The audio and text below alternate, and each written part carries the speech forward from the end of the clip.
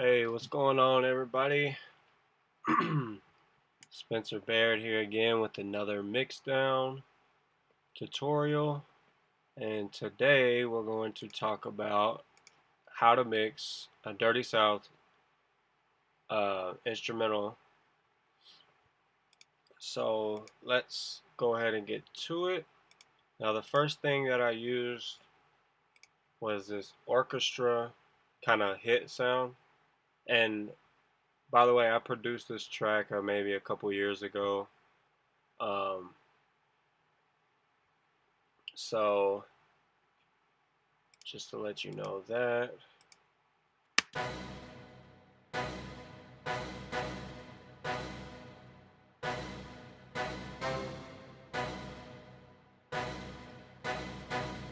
Now, as you can see, I didn't use any plugins on this, and I think in FL Studio I used like a Widener plugin, and I might have EQ'd it a little bit to kind of spread it out. Next is, what did I do?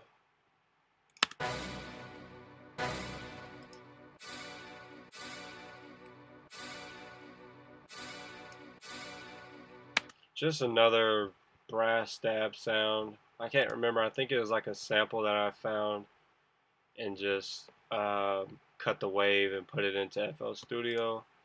And on this one, I used a plugin because there are some annoying frequencies that needed to be cut out, and I'll let you hear that. And here's without it, and then I'm going to bring the EQ back in.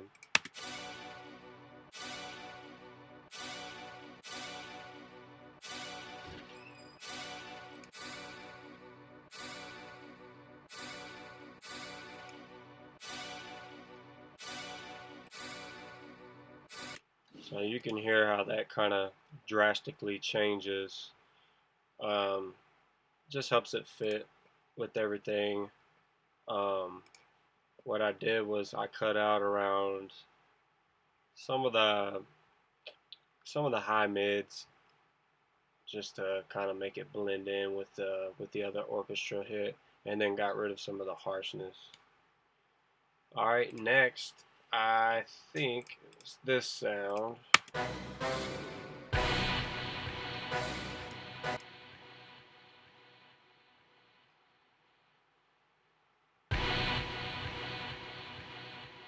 So another stab, brass stab, but on this one it's got a delayed.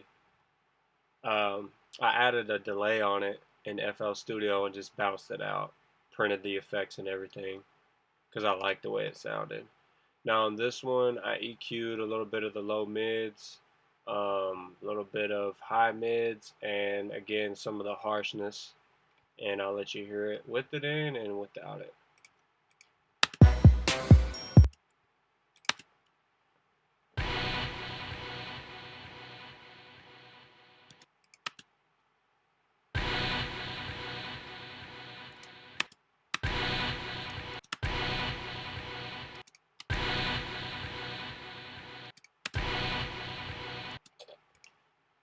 Again, it's very subtle, very subtle. You could barely tell the difference, but I thought it was needed. So just basically to kind of blend all three of these orchestra stabs, make them fit together. Next, I think I added this ARP sound to kind of fill out the track a little bit, and I'll play all three of these so you can kind of hear it in context.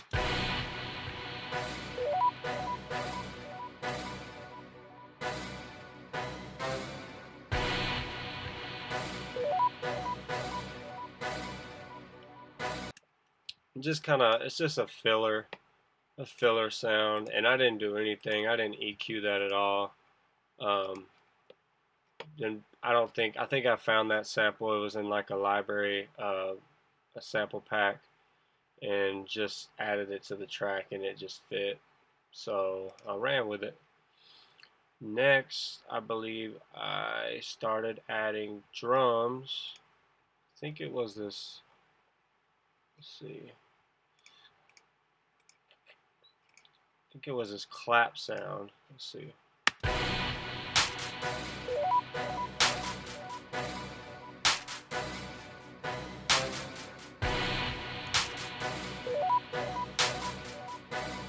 Yeah, so this was basically a sample that I already had a delay on it, and again it just fit with the track, so I went with it. And I added this API. I really like how the API EQs from Wave sound on like drums, like kick drums and snares and claps and stuff like that. Percussive elements. So let's see what it sounds like without it.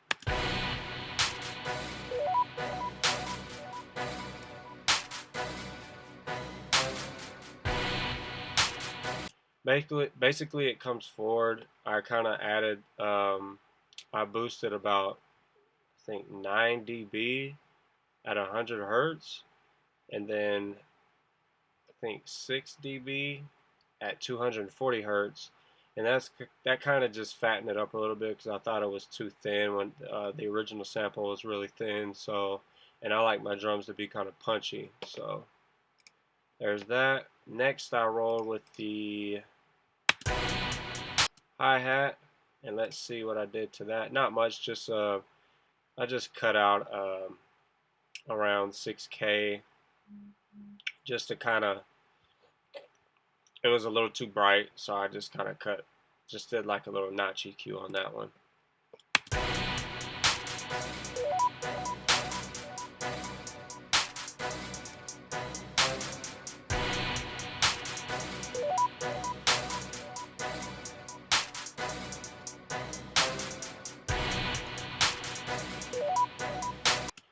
So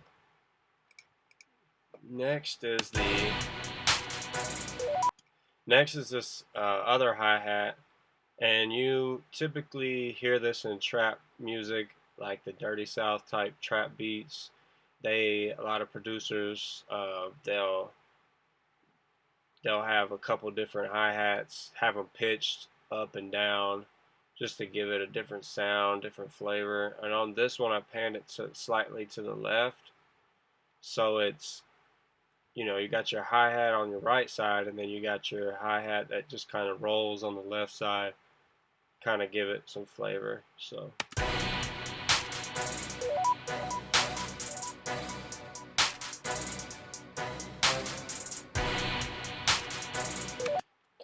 that's it. Nothing to it.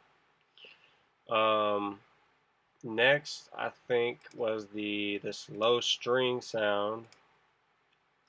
And let me take the plugins off.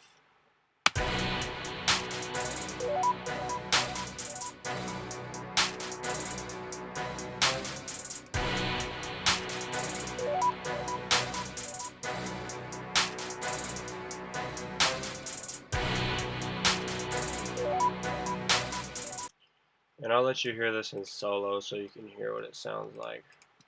What I did with the EQ, I brightened it up around, let's see, 7K, 5K-ish, all the way up to a little over 10K, just to brighten it up because it was really dark sounding, so I kind of wanted to have a little presence. So let's hear it with the EQ in.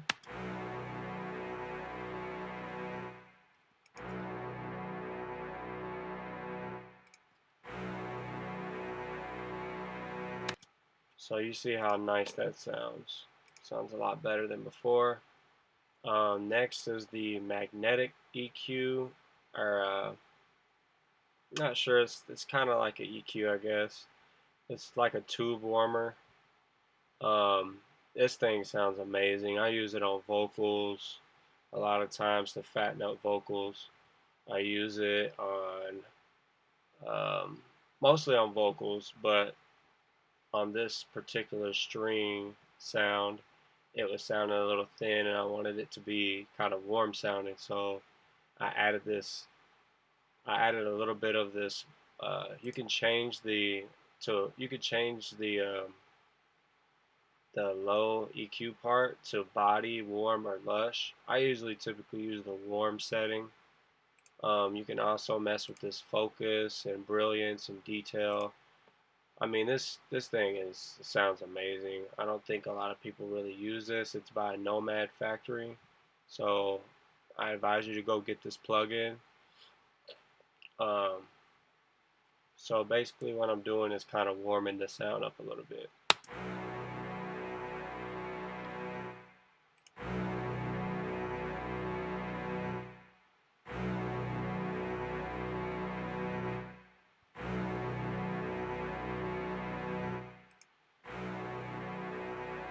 You see how thin it sounds when I bypass it?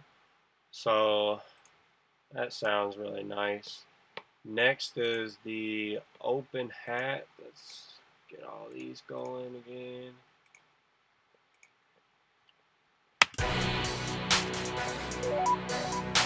This is a simple open hat. I'm not going to go into those.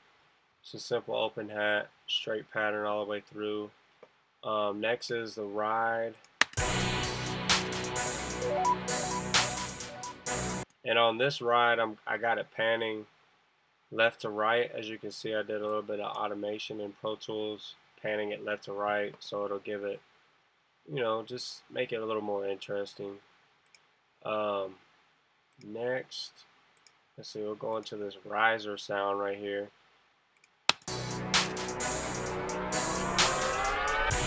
And that sound it sounded pretty good already out of the gate, so I just left it alone, didn't EQ it. Next was the snare drum.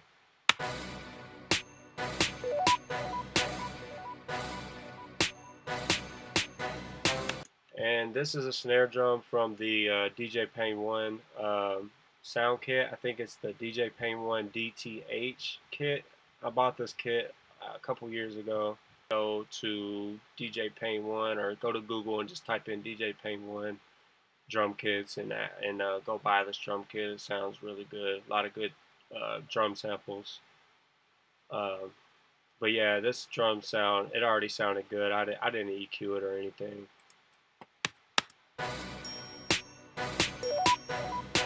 And then this triangle sound to kind of counter what I had going on with these open hats, to kind of just a filler sound basically.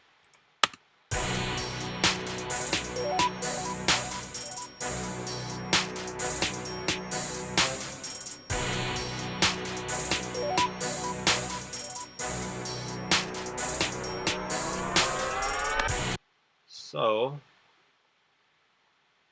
and then we go up to the kick drum, which is one of my favorite sounds. Now I'm going to bypass all of these so you can hear what I did.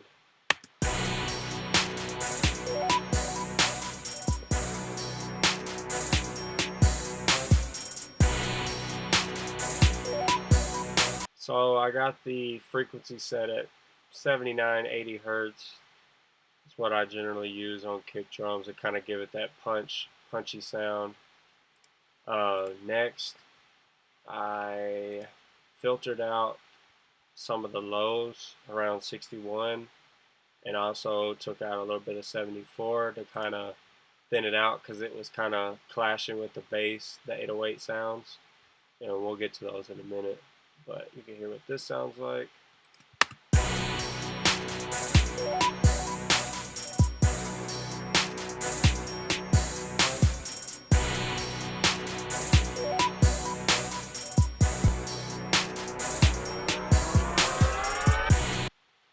And then last but not least is the CLA 2A, which I really love for kick drums. They sound amazing. I don't know what it does to it. Maybe it's distorting it. I don't know. All I know is it sounds good when I put it on there.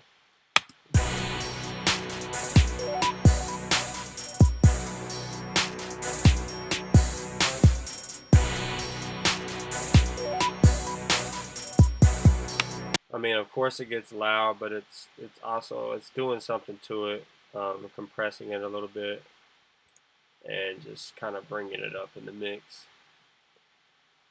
Next is I believe this is the last sound. Yeah, the 808.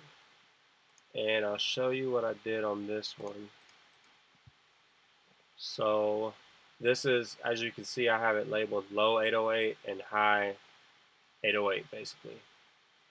I copied the 808, the original one, and made a separate track for it, the same sound. And basically what I did was I EQ'd all of the top end, rolled all the top end off of it because it didn't need any. On this signal, on this channel, all I wanted was the low end sound. So I'll let you hear what that sounds like.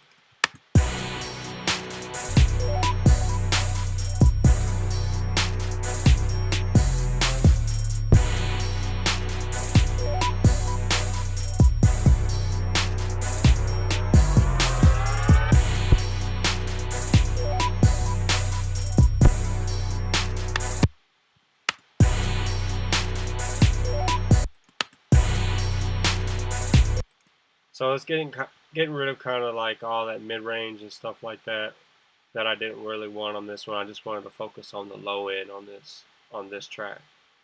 Next is I have it side chained to a kick drum. So I don't know if you guys know about side chaining kick drums.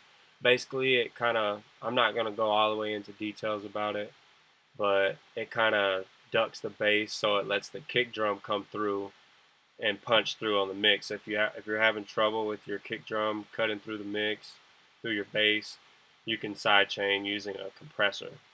And if you guys want to learn more about that, just drop a comment in the on the video and let me know if you want to see how that's done. But yeah, let's turn this on and see what it's doing.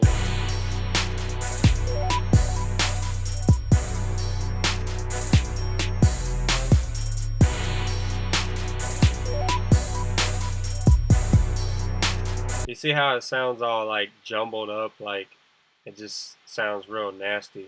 But when I turn it on, when I turn the compressor on, it kind of, you can hear it in the center. You can just hear it punching through.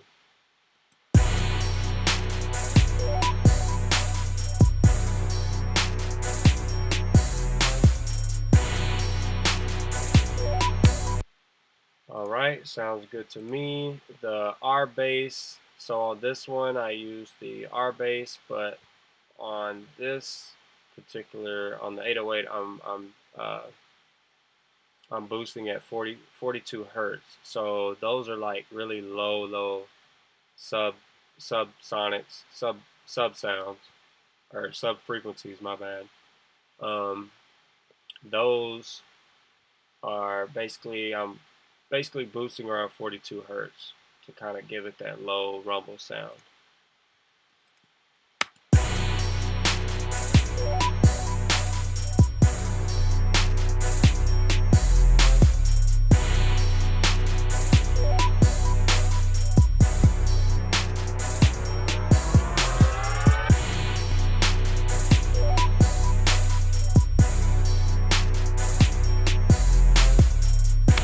Man, that sounds amazing. And then, so we moved to the next track. Like I said, I duplicated this track. It's the same as this one, except on this track, I'm filtering out pretty much all the top end and the low end, and I'm just leaving the mid-range. Basically, what I was trying to accomplish with that is to give it more of a mid-rangey type kind of, give it, I don't know, I guess like some harmonics of like a, you know, kind of like if you hear a bass guitar or something like that, you typically hear a bass sound around this range. This is the fundamentals of a bass track. So let's hear what that's doing.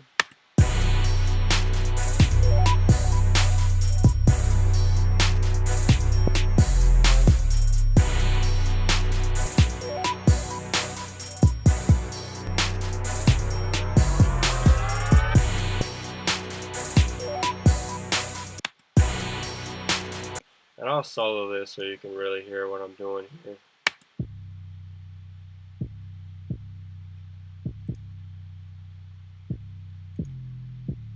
Okay, it doesn't sound like much, but when you mix it and blend it in with this track up here, it really brings it out, and I'll show you in a minute. Next is the Sans amp, which I like to use on vocals a lot for delays, backgrounds.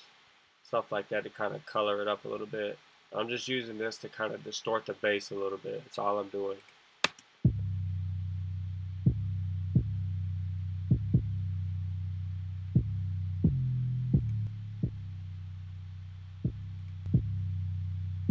See how it sounds more exciting when you add that sand zap on there? And then, let's see, the 808, let's play both of these together.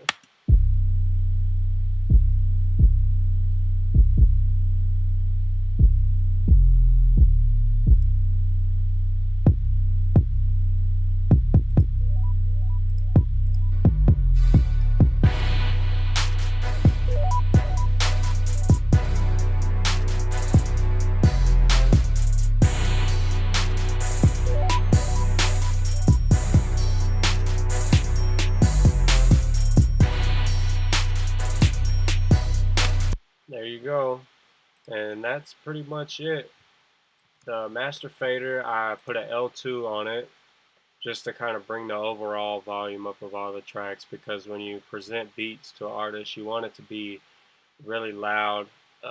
They're gonna turn it up in the studio, and they just want to hear it loud. If it's not mastered or if it doesn't sound loud, they'll have to turn the volume up, and that could potentially lose. You could potentially lose a client because of that. Um, just little subtle EQs when you're mastering. Your mix should be good already. Just this is just to kind of polish it up a little bit. Anyways, that's been it for this segment of mixing Dirty South instrumentals. Um, like, comment, and subscribe to my channel. I got more videos coming. Like I said before on the last video, leave me comments and feedback, letting me know what you guys want to hear. Um, give me a thumbs up, thumbs down. I don't care. Criticism is whatever with me. Um, anyways, that has been it. Stay tuned. Every Monday, I'll have a new video. Peace.